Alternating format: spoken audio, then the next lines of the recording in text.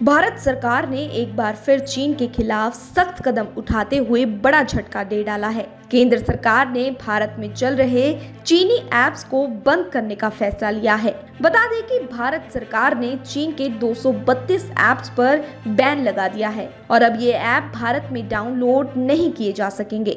वहीं ये कोई पहली बार नहीं है। इससे पहले भी भारत सरकार ने चीन के कई ऐप्स पर बैन लगाया था। वहीं इनमें से 148 ऐप्स सट्टे और 94 ऐप्स लोन से संबंधित हैं। दरअसल केंद्र सरकार की ओर से चीन और दूसरे देशों द्वारा विकसित ऐसे 348 मोबाइल ऐप्स की पहचान की गई है, जो यूजर्स की जानकारी इकट्ठा कर रहे थे और देश के बाहर स्थित सर्वरों को अनधिकृत तरीके से भेज रहे थे। इस मामले में इलेक्ट्रॉनिकी और सूचना प्रौद्योगिकी राज्य मंत्री राजीव चंद्रशेखर का बयान भी सामने आया है। उनका कहना है कि केंद्र गृह मंत्रालय ने ऐसे 348 ऐप्स की पहचान की है और मंत्रालय के अनुरोध पर इलेक्ट्रॉनिकी और सूचना प्रौद्योगिकी मंत्रालय ने इन सभी एप्लीकेशंस को ब्लॉक कर दिया है, क्योंकि इस तरह के डाटा प्रसारण भारत की रक्षा और राज्य की सुरक्षा का उल्लंघन करते हैं। वहीं इन ऐप्स को चीन समेत विभिन्न देशों द्वारा विकसित किया गया था। इसको लेकर सरकार का कहना है कि ये ऐप देश की सुरक्षा के लिहाज से नुकसानदेह हैं। इन ऐप्स का जासूसी और प्रोपागेंडा के औजार के रूप में भी दुरुपयोग किया जा सकता है। इससे भारतीय नागरिकों के डाटा लीक होने का भी खतरा था। गौरतलब है कि सरकार ने चीनी ऐप्स पर पहली बार शिकंजा नहीं कसा है। पहले भी चीन से जुड़े कई ऐप्स को देश में प्रतिबंधित किया जा चुका है। Bureau report, daily post, Haryana.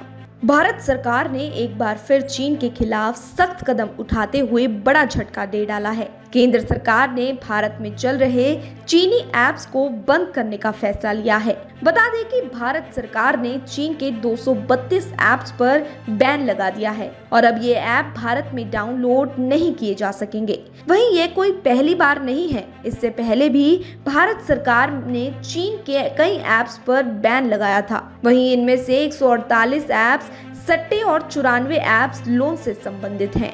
दरअसल केंद्र सरकार की ओर से चीन और दूसरे देशों द्वारा विकसित ऐसे 348 मोबाइल ऐप्स की पहचान की गई है, जो यूजर्स की जानकारी इकट्ठा कर रहे थे और देश के बाहर स्थित सर्वरों को अनधिकृत तरीके से भेज रहे थे। इस मामले में इलेक्ट्रॉनिकी और सूचना प्रौद्योगिकी राज्य मंत्री राजीव चंद्रशेखर का बयान भी सामने आया है। उनका कहना है कि केंद्र गृह मंत्रालय ने ऐसे 348 ऐप्स की पहचान की है और मंत्रालय के अनुरोध पर इलेक्ट्रॉनिकी और सूचना प्रौद्योगिकी मंत्रालय ने इन सभी एप्लीकेशंस को ब्लॉक कर दिया है, क्योंकि इस तरह के डाटा प्रसारण भारत की रक्षा और राज्य की सुरक्षा का उल्लंघन करते हैं। वहीं इन ऐप्स को चीन समेत विभिन्न देशों द्वारा विकसित किया गया था। इसको लेकर सरकार का कहना है कि ये ऐप देश की सुरक्षा के लिहाज से नुकसानदेह हैं। इन ऐप्स का जासूसी और प्रोपागेंडा के औजार के रूप में भी दुरुपयोग किया जा सकता है।